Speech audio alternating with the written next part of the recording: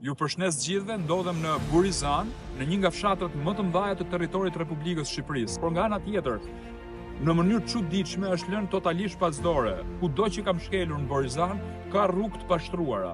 Por vendi ku jam këtu është pikërisht një fushë futbolli, që deri para pak kohësh ishte një fushë që shërbente të gjithë komuniteti shumë madh. Shikojmë edhe portën, ka qenë një nga portat e fushës futbollit. Ku kemi rrethimin me hekura. Ktu është pjesa e tribunës.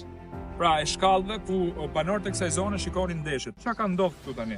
Pas shpinës time ndodhet kopshti Burizan.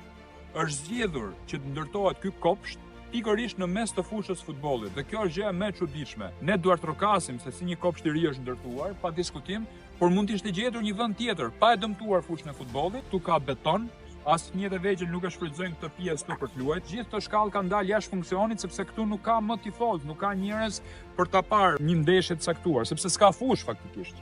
Fshati Burizanës ka problematika tjera, siç më thon banorët, për sa i përket energjisë elektrike, dritave të cilat të shkputen her pas here nga 2 deri në 4 orë. Banorët i paguajnë paratë e energjisë elektrike, po me të njëjtin çmim dhe nuk ja kompenson askush. Ndërkohë nga ana tjetër është çështja rrugë, kanalet vaditëse, por edhe rruga që e lidh me autostradën.